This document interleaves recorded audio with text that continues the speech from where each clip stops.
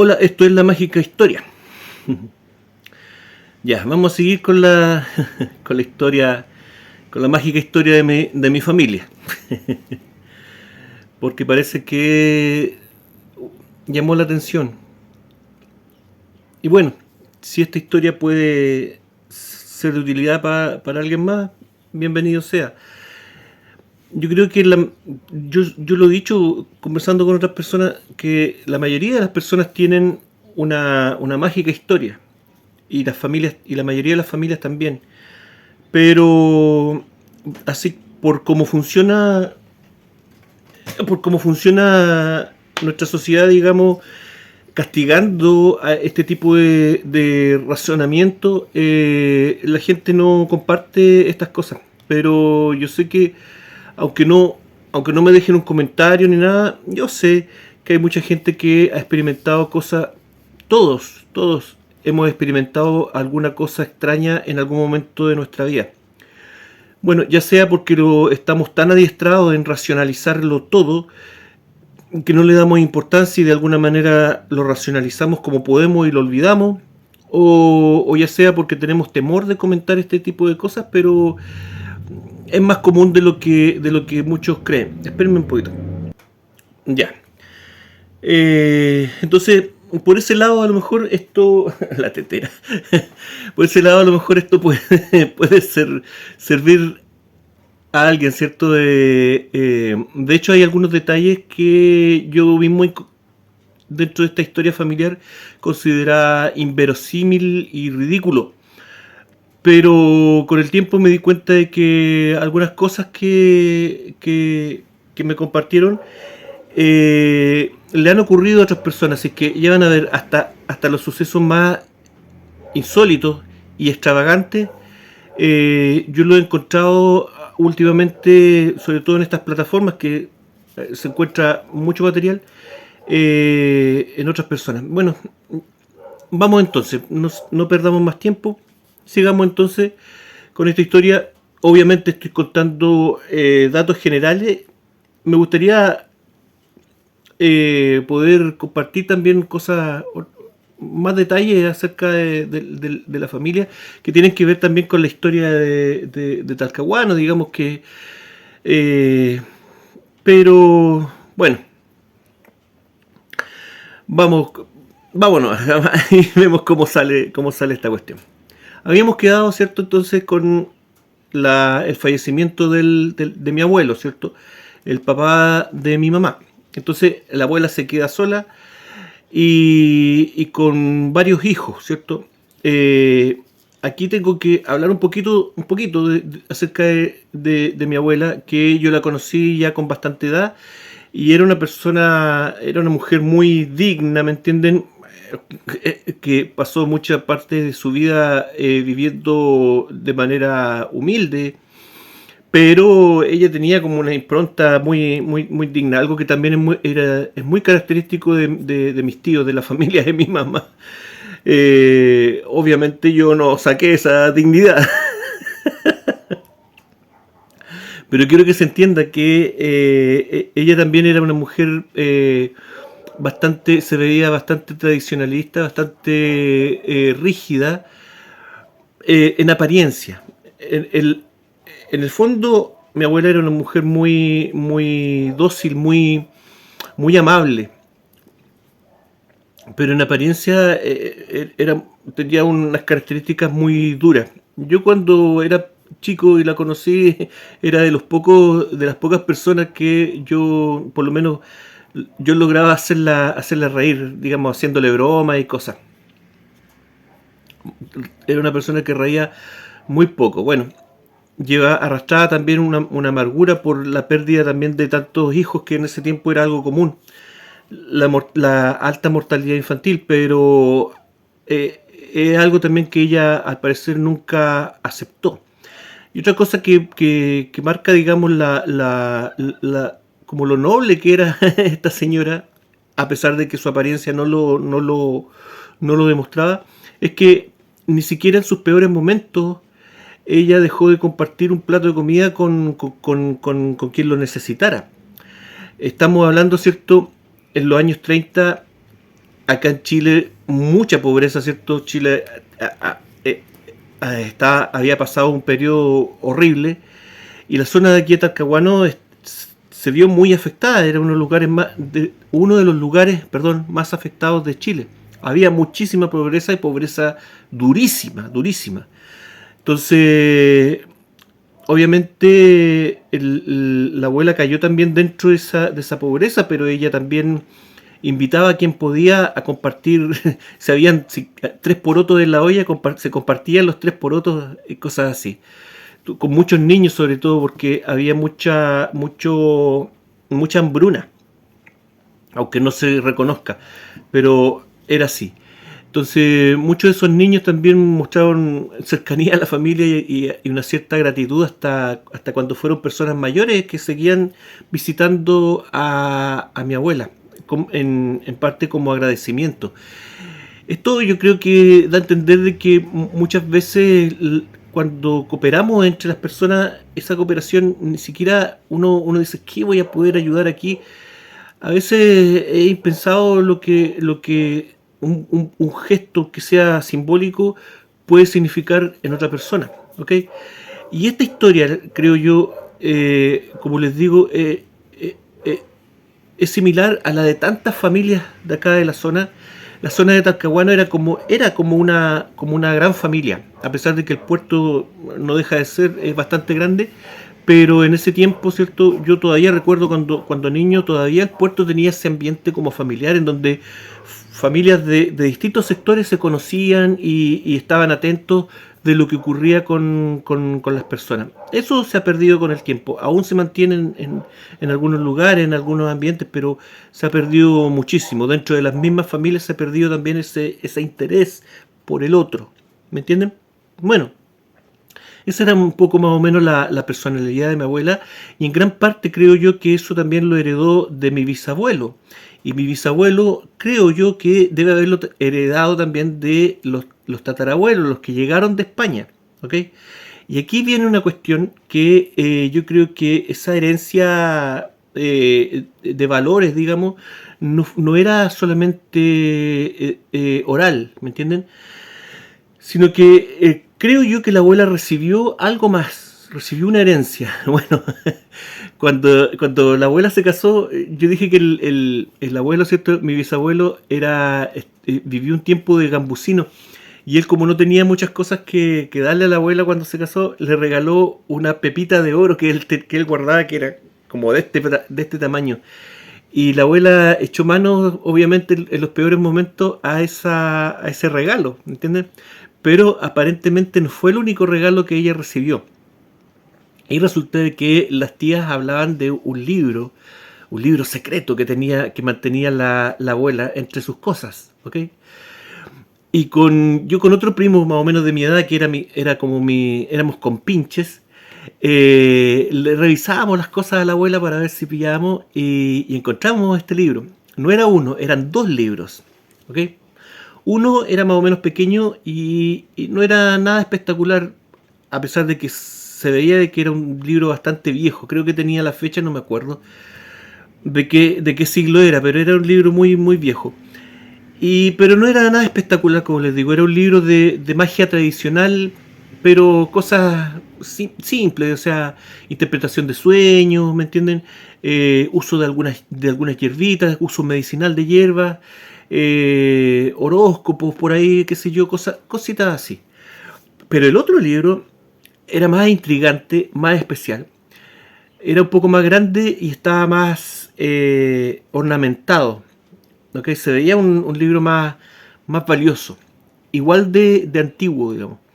Y ese libro, bueno, yo lo vi un par de veces nomás cuando nos atrevíamos con mi primo a curiosear en las cosas de la abuela, que si nos hubieran encontrado, si la abuela se hubiera enterado de que habíamos estado hojeando sus libros, por la que nos llegaba, ¿me entienden?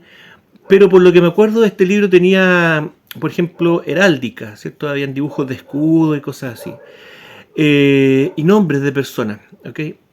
Algo que a mí me parecía ridículo, pero que después yo interpreté como que era un libro de genealogías, ¿ok?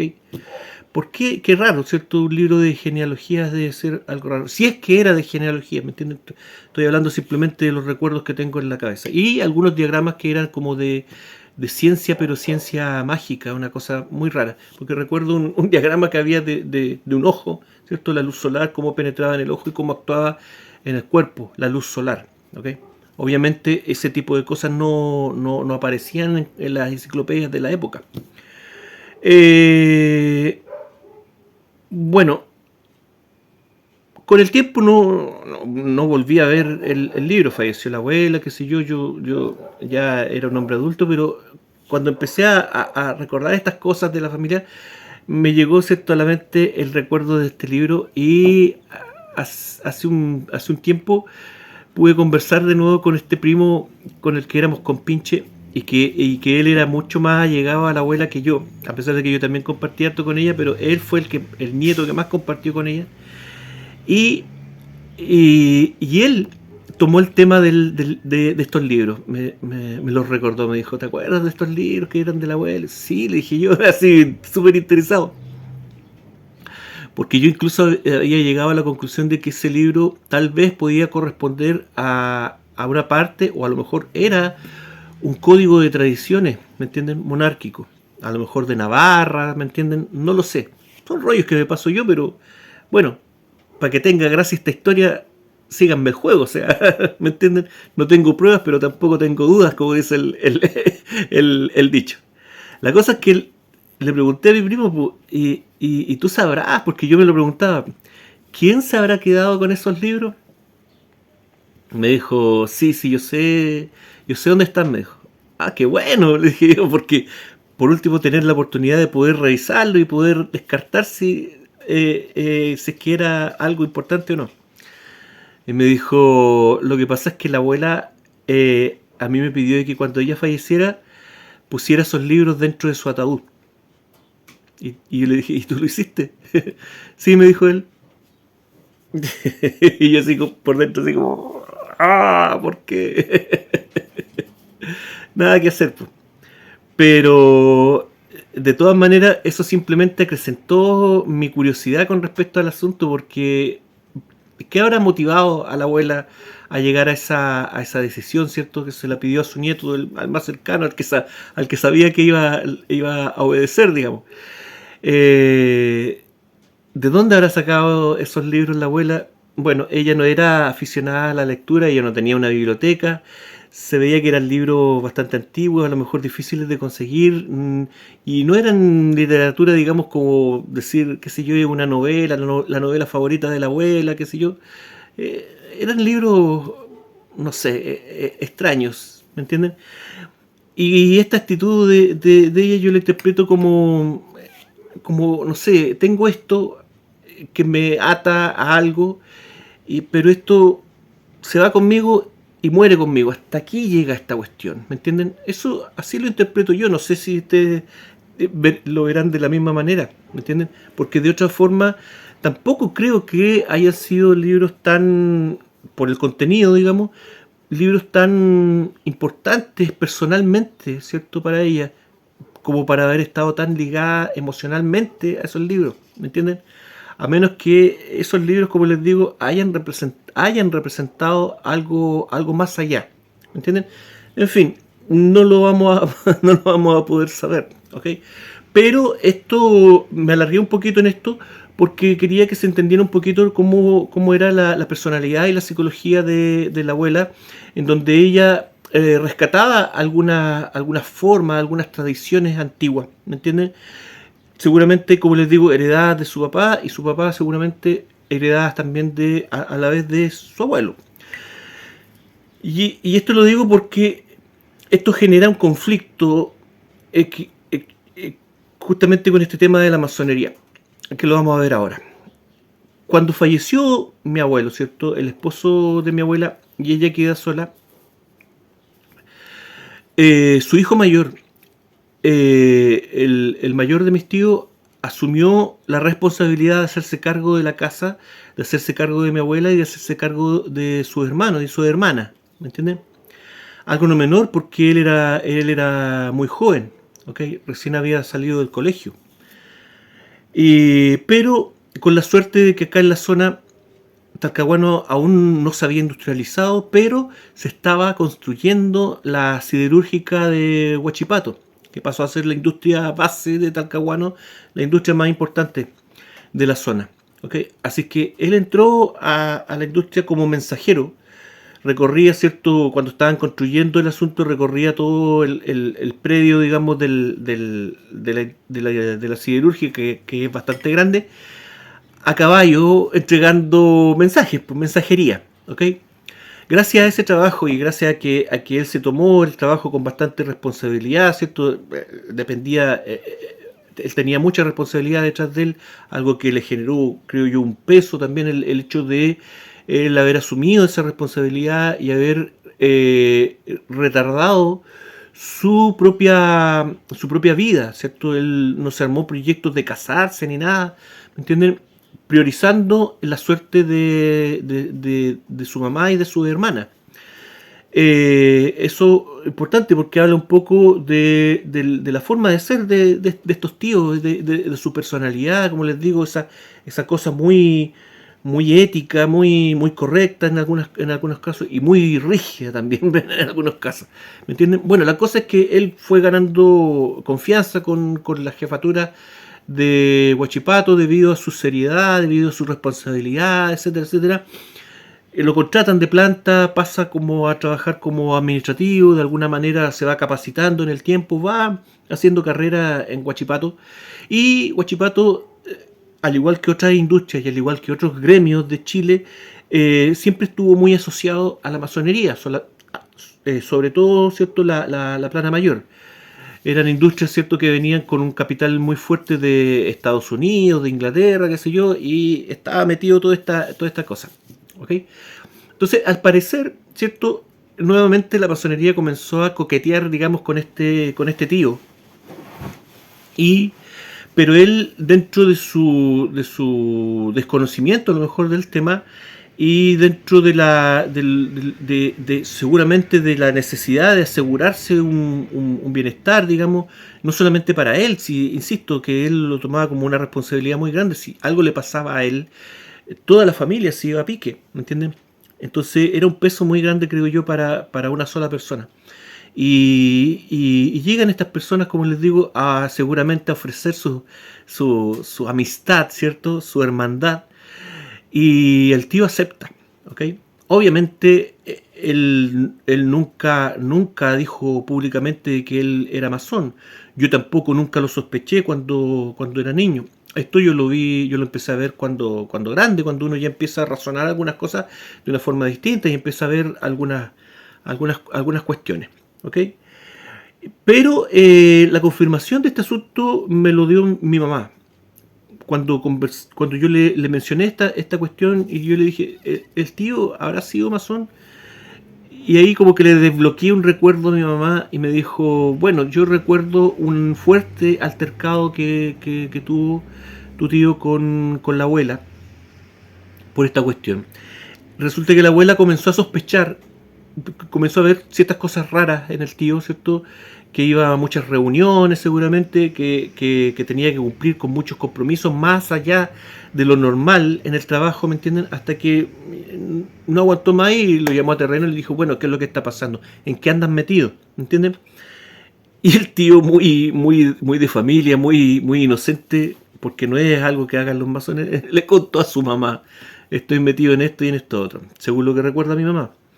Y se armó una discusión bastante fuerte que era poco típica entre ellos, ¿ok? Los dos se respetaban muchísimo, pero esa vez quedó la escoba. La abuela soltó toda su rabia, ¿cierto?, en contra de esta decisión y le dijo varias cosas bastante fuertes al tío, relacionadas con en qué te metiste, por qué hiciste esto, por qué estás traicionando, ¿cierto?, ciertos valores y cuál era la necesidad de hacer eso, ¿ok? A lo que el tío, creo yo, supongo yo, asumió nomás porque él, como les digo, era muy respetuoso de la gente mayor y de su mamá. Bueno, yo también a mi tío también como les digo, lo conocí cuando niño, tuve oportunidad de conversar con él, tuve algunas conversaciones bastante interesantes, él me enseñó varias cosas, y él siempre, cuando hablaba conmigo, él era un caballero muy, muy, muy rígido, muy, ¿cómo se dice? Muy formal, ¿me entienden?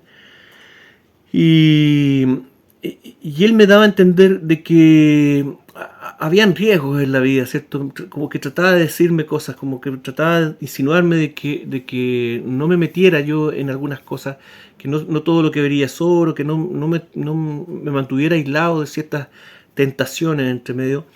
Y yo lo veía y trataba de entender qué me quería decir. Y yo veía en su diálogo, digamos, yo notaba una suerte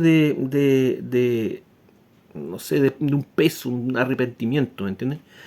Y eso yo lo vi, como les digo, un poco en lo que él fue en la vida. Como les digo, él ascendió en la siderúrgica al punto de que cuando Huachipato crea, por ejemplo, las poblaciones bastante tradicionales acá en la zona de Talcahuano, ¿cierto? Población higuera, eh, eh, Villacero, en fin, un montón de áreas urbanas. Él también estuvo sin ser arquitecto ni nada, pero él también estuvo en la planificación de esas poblaciones, ¿me entienden? En el diseño de esas poblaciones, ¿ok? También él estuvo involucrado, por ejemplo, con bomberos, que, como les digo, hay gremios acá en Chile que siempre han estado asociados a la masonería, y los bomberos también tienen su historial de miembros masones, sobre todo los de alto grado. Bueno, él fue director de la compañía en donde estaba, y aquí viene el tema de que a él le ofrecieron ser superintendente de bomberos de acá de la zona de Talcahuano, Concepción. Y él rechaza esto. Y no es lo único que él rechaza. Él comienza a rechazar también puestos en la siderúrgica, y él ingresa, digamos, al sindicalismo, digamos, era, ¿cómo se dice? Eh, no me acuerdo cómo se llaman los que son miembros activos del sindicato, pero bueno, tenía un cargo, y lo que venía ya lo estaban impulsando, digamos, para que iniciara una carrera política, pero él siempre rechazó, rechazó, rechazó, rechazó, rechazó. Como diría el humorista, ¿cierto? El Coco Legrand, siempre de hueón, ¿me entienden? Eh, Siempre haciéndole el quite a todas estas, entre comillas, oportunidades que se le ofrecían, pero siempre de una manera bien elegante, bien caballeresca, ¿me entienden? Cosa de no herir susceptibilidades, se cuidaba mucho de eso. Pero yo notaba de que él siempre estuvo como tenso, ¿me entienden? Con todas estas amistades que él tenía, y todos estos contactos también que él tenía. Nunca, siempre fue un señor moderado, que siempre buscaba evitar hacer uso de estos contactos, siempre buscaba evitar molestar a las personas, evitaba el tener obligaciones sociales, ¿me entienden? Y, en fin, un montón de cosas. Me estaba acordando de una vez que, bueno, con esto mismo de que él evitaba los grupos sociales y todo eso, pero una vez que llegó a la casa, llegó un poco chispop, un poco pasadito de copa, y se quedó conversando conmigo. Nos quedamos conversando los dos, y él me dijo: usted tiene que tomar en cuenta de que usted tiene una cosa súper importante, usted tiene como una misión súper importante. Y yo así lo miraba, así como, ya, ¿y qué sería eso? Claro, porque usted me dijo, prácticamente usted viene marcado con su nombre. ¿Ya? ¿Y de qué manera? Bueno, usted se llama Esteban, me decía, y Esteban es un nombre bíblico, no lo olvide, eso es muy importante. Y no solamente eso, es el primer mártir de la iglesia. Y yo me reí en ese momento, porque dije: gracias, pero no es muy bonito, ¿me entienden? Y me manda un palmetazo mi tío. algo que impensado, o sea, él era un caballero, ¿me entienden?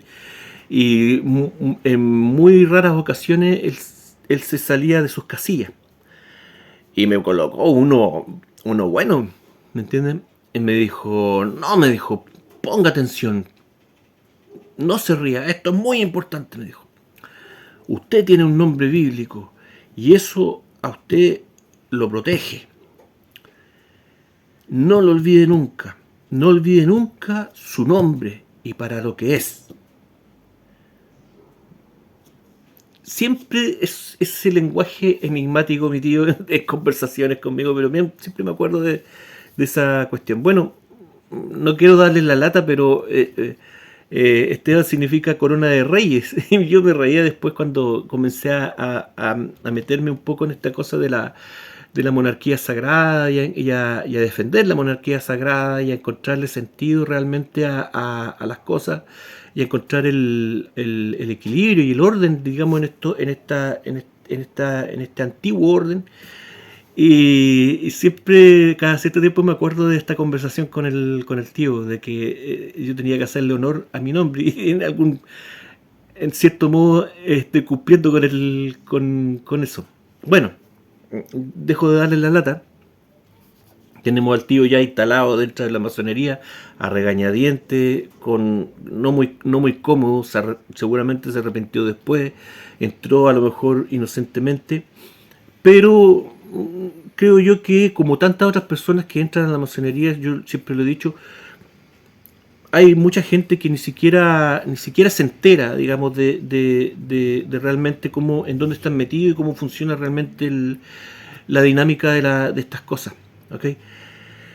El tema es que junto con esta entrada comienzan a rondar alrededor de mi tío algunos personajes, ¿me entienden? Amigos, ¿cierto? De la hermandad, ¿ok? Independiente ya, digamos, supongamos a lo mejor incluso que ni siquiera entró a la masonería, pero había un círculo, ¿me entienden?, que estaba rondando por ahí. Y como les digo, habían algunos amigos. Y entre medio de esos amigos había un doctor muy reconocido de la zona, que obviamente no lo voy a nombrar, que ya falleció ya hace bastantes años, pero era muy reconocido porque era muy querido, porque era un hombre muy humano, ¿me entienden? Y que practicaba bastante como se dice, la filantropía, ¿me entienden? O sea, atendía muy bien a sus pacientes, se daba el tiempo de atender a gente que no tenía los medios para hacerse ver con un médico en ese tiempo, ¿cierto? Era muy amable, sobre todo con la gente de escasos recursos, era muy popular, muy querido, pero también era un abierto masón, un conocido masón de la zona. ¿Okay? Entonces, aquí les quiero dar un ejemplo del contraste de estos caballeros, ¿cierto? Muy juiciosos, muy responsables, con una ética muy precisa, digamos, muy cuadrada, y que de repente tenían unos comportamientos medio extraños. ¿Okay? Entonces, este señor, que era amigo de mi tío, acá en la zona hay un sitio arqueológico que se llama el Cerro La Costilla. ¿Okay? Ese sitio, que lo que tiene hoy en día, lo único que le va quedando a ese sitio es una piedra que tiene un relieve que cuesta ver, que hay que echarle agüita para poder verlo, y que son tres caritas, tres creo. Yo he tenía la intención de ir, pero no he podido ir. Pero son unas caritas de extraterrestres, de aliens, ¿me entienden? Eso es, ¿me entienden? O sea, no estoy diciendo que eso sea, pero esa es la figura, ¿me entienden? Tres grises, ¿me entienden? Tres rostros de grises. Y lo que han dicho los arqueólogos es que eso es un sitio inca, ¿me entienden?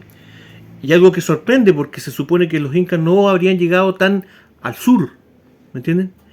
Pero yo creo que eso no corresponde, pero para nada, ¿me entienden? Para empezar, ese tipo de figura yo no lo he visto en la iconografía inca. Se me asemeja muchísimo más a rostros que aparecen en relieve en el Asia Central o más recurrentemente en Turquía.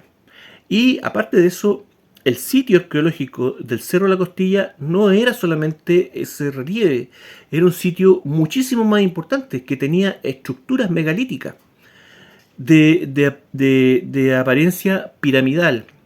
Es decir, tenía 7 pirámides en ese sector. Habían 7 pirámides, ¿ok? No espectacularmente grandes, ¿me entienden? Pero eran estructuras de piedra importantes que tampoco tienen mucho que ver con la cultura inca, ¿entienden? Y el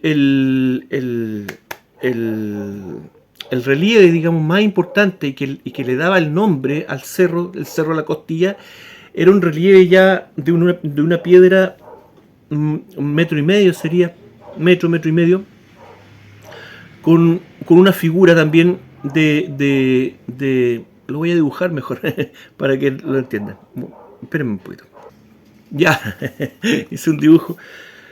No es necesario ser experto porque el relieve era bastante sencillo y yo lo recuerdo bastante bien. Y era algo muy similar a esto. ¿Me entienden? O sea, lo de alrededor en la piedra, digamos, donde estaba esta cuestión, y el centro estaba ese relieve. ¿Se fijan más o menos de lo que se trata?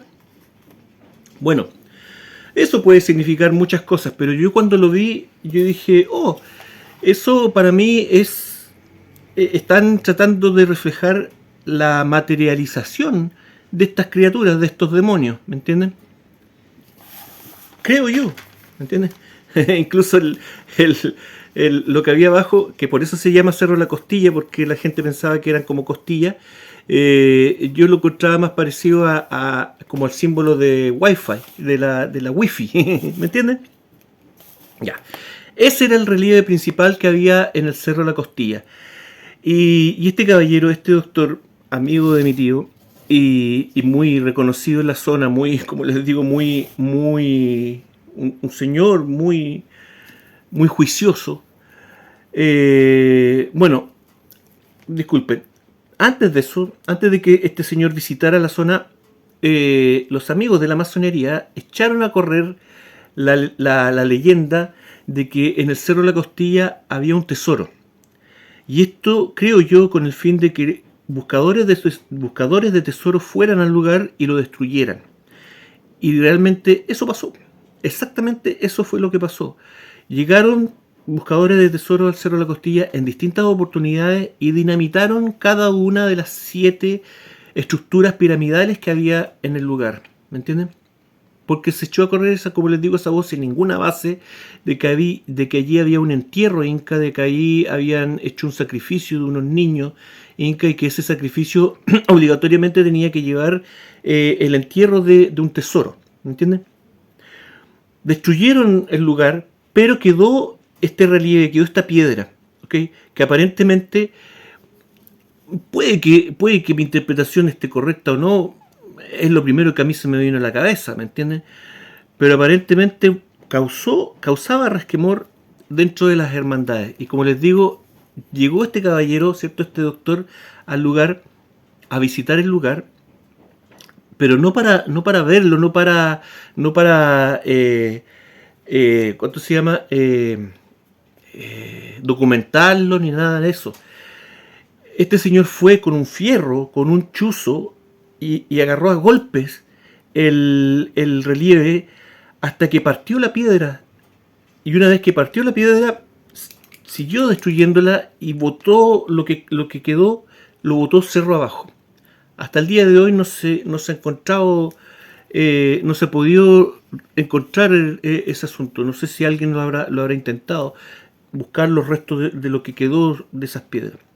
Y la parte que correspondía a la cabeza, ¿cierto?, de este demonio extraterrestre, alien, entidad mítica, indígena, lo que sea, él se lo llevó. ¿Me entienden? ¿Les parece a ustedes que ese es un comportamiento de una persona educada y con un cierto prestigio, con un prestigio bastante alto en la zona? Como les digo, nuevamente, esas cosas que... ¿Ok? Entonces, quería hacer un video de media hora nomás, pero tengo que cerrar la idea del tío. Que ese era el tipo de persona, ¿cierto? es el comportamiento de algunos masones de aquí de la zona. Personas muy juiciosas, pero al parecer en algún momento les piden que hagan algunas cosas. Y se los piden seguramente de una manera en donde ellos tienen que responder, aunque se vea muy extraño su comportamiento o lo que tengan que hacer, pero tienes que hacer esto, ¿me entienden? Así lo veo yo, así lo interpreto yo. A este señor le dijeron, dentro de las obligaciones que tienes tú ya con la hermandad, anda al Cerro de la Costilla y termina de destruir ese asunto. No lo queremos, no queremos, ya se hizo popular y no queremos tener exponer esa cuestión.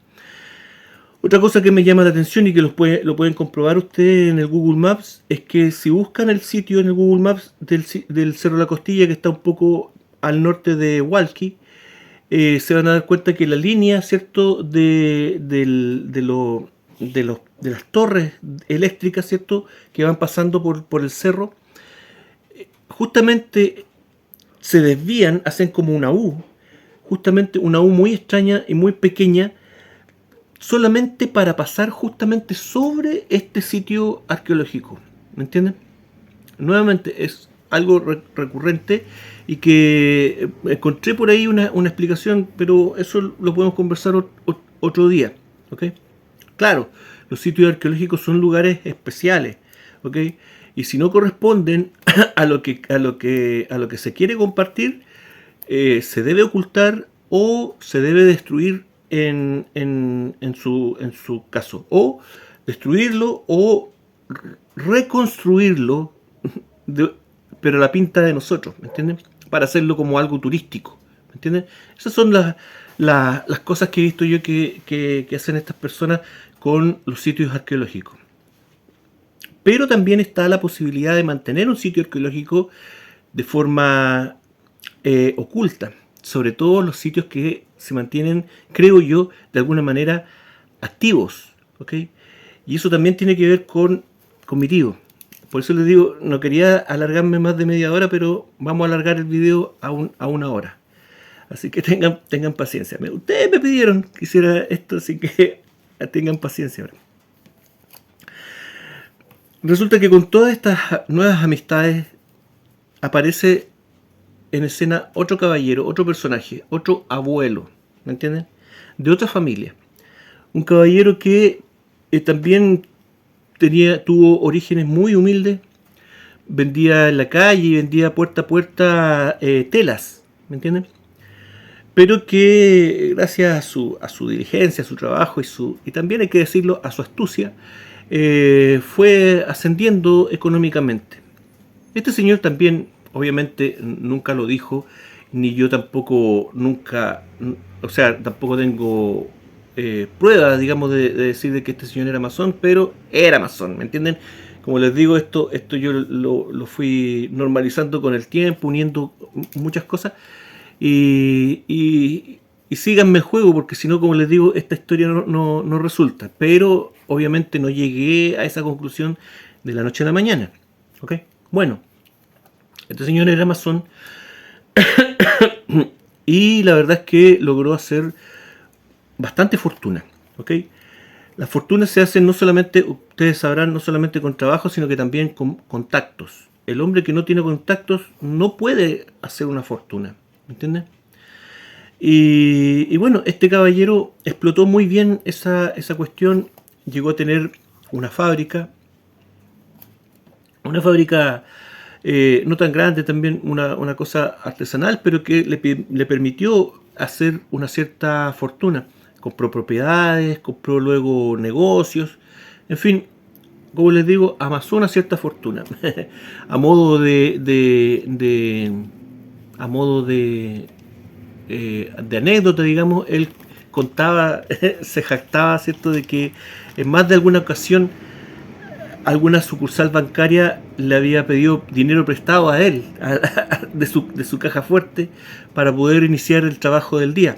Algo que pasaba en esos tiempos y que las sucursales eran más pequeñas y en alguna ocasión dentro del año se quedaban sin efectivo.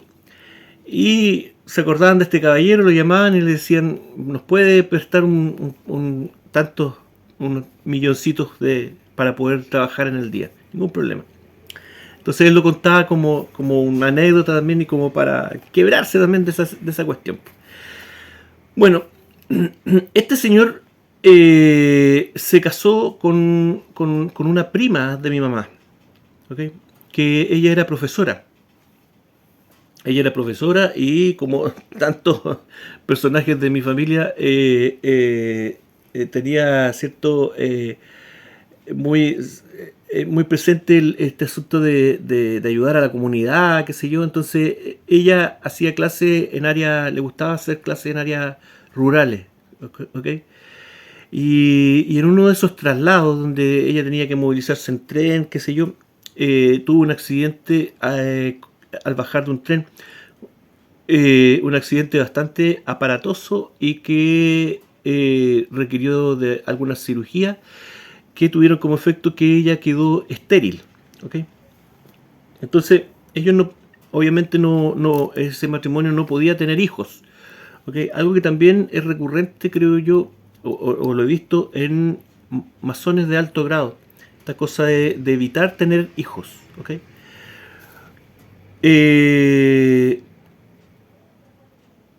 Pero este caballero tenía una hija de una relación anterior, ¿me entienden?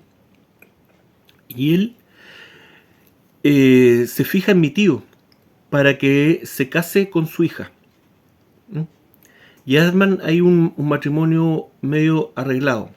Mi tío nuevamente posponiendo su vida personal, ¿cierto?, ante la responsabilidad familiar.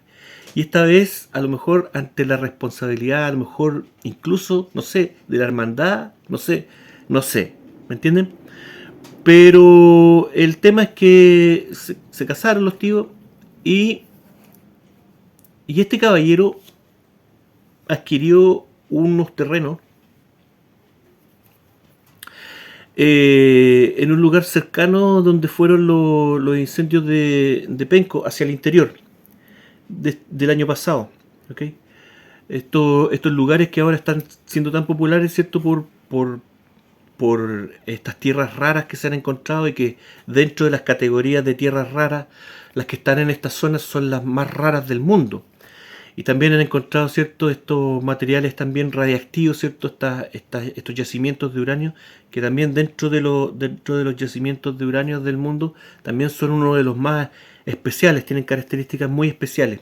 Toda esa área, geológicamente hablando, en términos de minería, pero una cuestión muy preciada.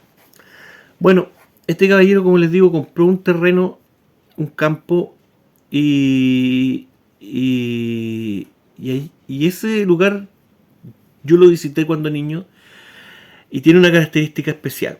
Y es que tiene un lugar muy especial. Que este caballero decía, a ver, decía de que era un sitio de donde se habían estrellado aerolitos. ¿Okay? Esa era la explicación que daba él, el abuelo, el dueño del lugar. Y yo, que era chico, bastante pequeño, pero que siempre fui muy cabezón, digamos, ¿cierto? El típico cabro, el típico cabro camote, ¿cierto? Que se las sabe todas, ¿me entiendes?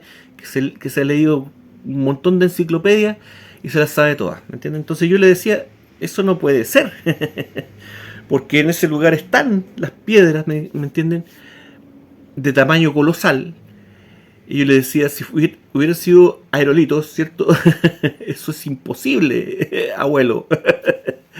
Y él discutía conmigo, ¿cierto? Y él nunca perdía, obviamente, estas personas así con una personalidad muy parecida a la de Sebastián Piñera, ¿cierto?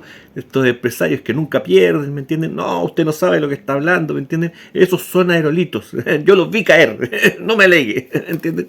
Más encima me decía que la zona tenía forma de cráter. Y efectivamente, el lugar donde estaban estas piedras tiene una forma de cráter, ¿me entienden? Pero eso no quiere decir que sean meteoritos o aerolitos, nada de eso. ¿Por qué?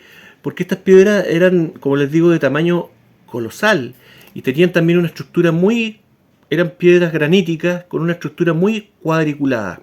¿ok? Unas encima de otras. Por lo tanto, ese lugar no era un sitio natural, era un sitio arqueológico, ¿entienden? Eso no era natural, no era natural, ¿ok? Yo visité el lugar cuando era niño. Ustedes saben que los niños asumen, no se cuestionan, ¿me entienden? La realidad que están viviendo. Pero obviamente después de adulto me llegó la teja, ¿cierto? De que ese lugar no era un sitio geológico natural, ¿entienden? Las piedras eran demasiado rectas, demasiado cúbicas, de un tamaño, como les digo, colosal. Y era un lugar muy mágico, muy bonito. Como les digo, había que subir una loma antes de llegar a ese lugar, ¿cierto? Y de arriba de la loma hacia abajo no se veía ninguna piedra, ninguna estructura, nada, porque estaba como en entre comillas, cráter, y ahí habían muchos árboles milenarios, algo que yo nunca he vuelto a ver, ni siquiera en fotografía. Bueno, por el lugar pasaba un riachuelo, como les digo, era un lugar muy, muy mágico, y para que se hagan una idea del ambiente más o menos del lugar, yo cuando vi la película de Estudio Ghibli, La princesa Mononoke, me recordó ese lugar cuando muestran el sitio donde aparece el dios ciervo, ¿ok? Un lugar con agua, con árboles milenarios, con piedras también muy, muy especiales, ¿cierto? Y con mucha vida natural. Era un lugar muy pequeño, ¿cierto? Muy pequeño, pero era intensa la vida que había ahí, la energía de vida que había ahí. Sobre las piedras, a todo esto, los árboles, la mayoría de los árboles no estaban a ras de piso, estaban sobre las piedras, ¿ok? Y los troncos, ¿cierto? Eran troncos que ya estaban muertos al parecer, pero eran troncos gigantes, milenarios, y sobre esos troncos crecían los renuevos de los árboles, que eran árboles ya en su plenitud, digamos, pero sobre cada tronco crecían 3 o 4 árboles. No sé si se harán una idea de la imagen. El lugar era precioso. Y sobre las piedras también habían cazoletas que este caballero decía que eran allí los mapuches. Me decía, aquí los mapuches vienen a hacer su, su rogativas, sus cosas, ¿me entienden? Y efectivamente estas cazoletas venían también con, con una piedra como para machacar, ¿me entienden? Como que era como, él decía, aquí vienen a machacar las cosas que queman y todo ese asunto, ¿ok? Bueno, obviamente nunca más de adulto nunca tuve la oportunidad de volver al lugar, digamos, como para analizarlo con otros ojos, ¿ok? Pero esté equivocado o no, como les digo, síganme la corriente, porque si no esta historia no va ni para atrás ni para adelante. Como les digo, esté equivocado o no, para mí, en lo personal, el haber estado en ese lugar a mí me da la convicción de que en la zona deben haber más sitios arqueológicos parecidos, seguramente en manos de personas de estas hermandades, ¿cierto? Protegiendo u ocultando estos lugares o destruyéndolos de plano, como lo que hizo este caballero, este médico, y, y, y que dan cuenta eh, de estructuras, ¿cierto? Civilizatorias distintas a la que nos muestran en los libros de historia, distintas a los mapuches, qué sé yo, ¿ok? Que existía algo anterior, ¿ok? Y bueno, podemos seguir hablando de ese tema, pero cada quien llegará a su conclusión. Estoy hablando de mi convicción, luego de haber estado en ese lugar y también de haber visto que ese lugar también estaba activo espiritualmente hablando. ¿Okay? Y esto yo lo corroboro con por lo menos 3 experiencias. Una que ya la compartí en el canal, que no creo que sea necesario contarla de nuevo, que fue lo que vivió mi hermano en ese lugar, ¿cierto? Cuando este caballero lo invitó a la casa de unos vecinos del campo y él vio, ¿cierto? Un árbol frutal, un peral, ¿cierto? y se le ocurrió la idea de volver con los amigos en la noche a robar peras al lugar. Y cuando vuelve, ¿cierto? Encuentra la misma casa, pero la casa estaba abandonada y con signos de haber estado décadas abandonada, ¿cierto? Y estaba el árbol frutal, pero estaba seco, muerto, muerto, ¿ok?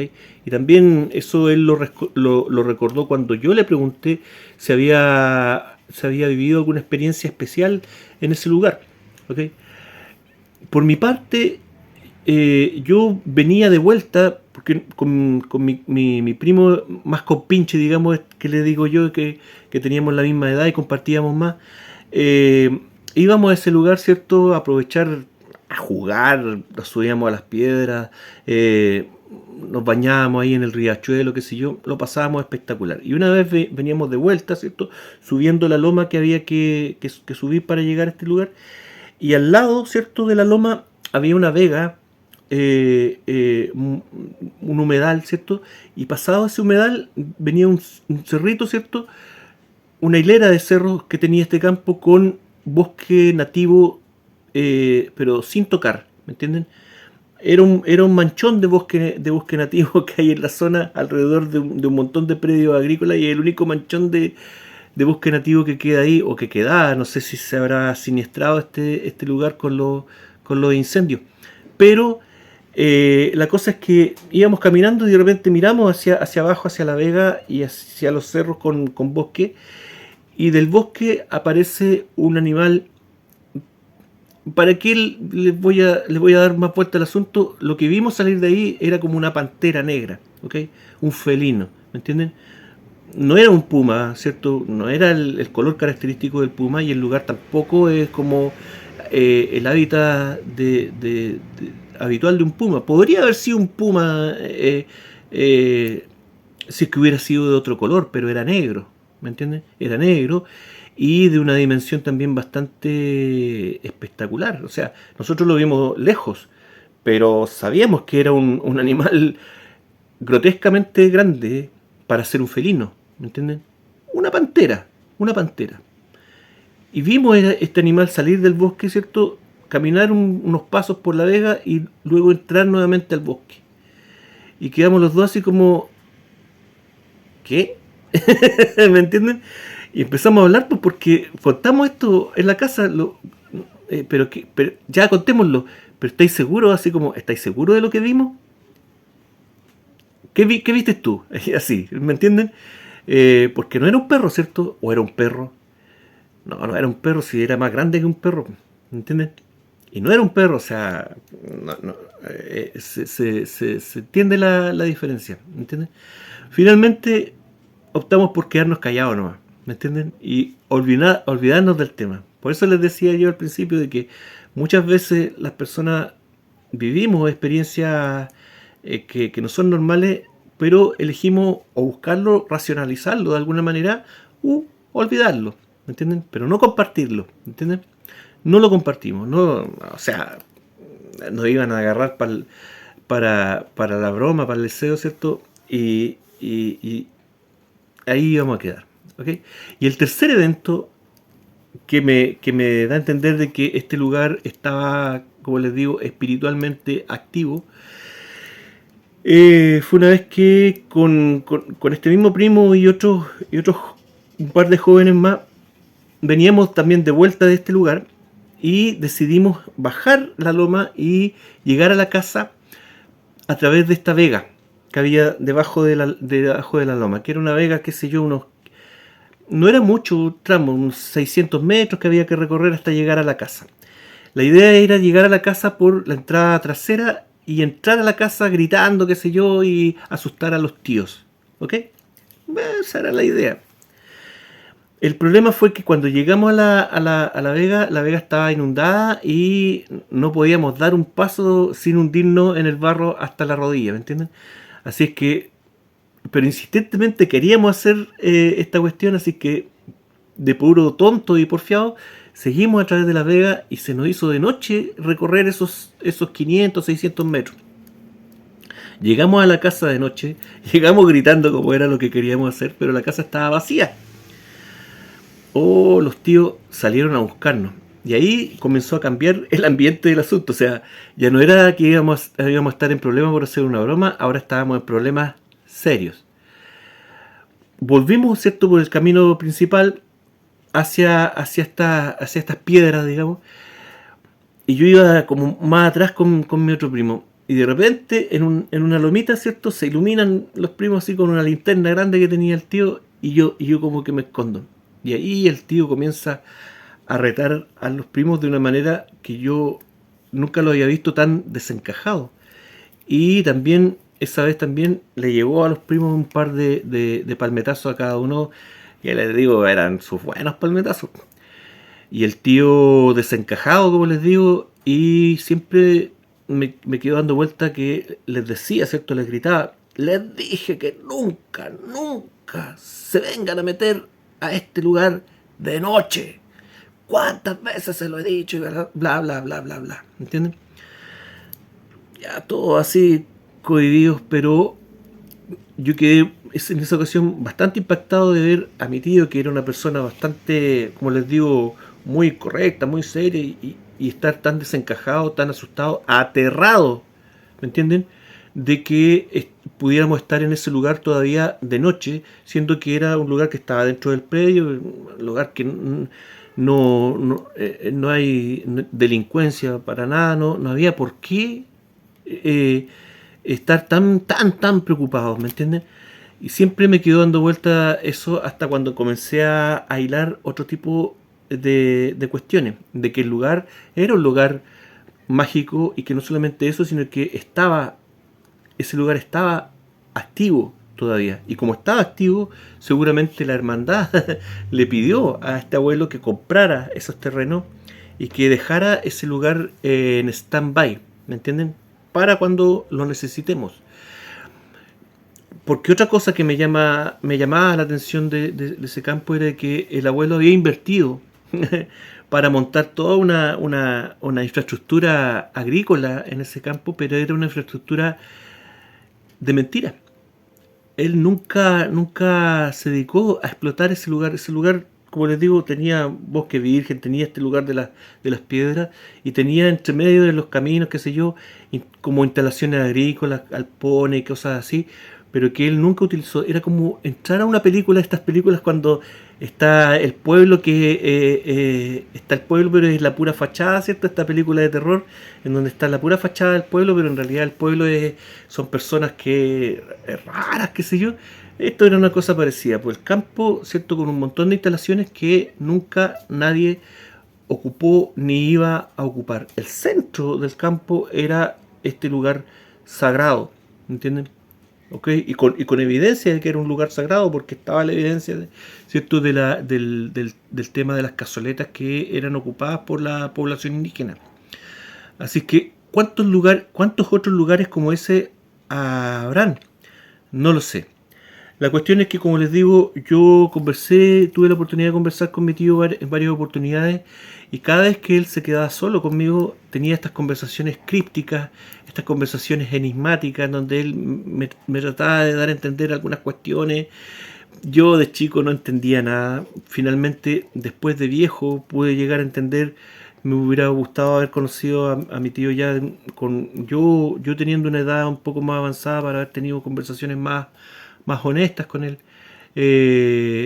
Como les digo, dentro de este tema de la masonería, estas hermandades buscan muchas veces personas que tienen una alta calidad espiritual.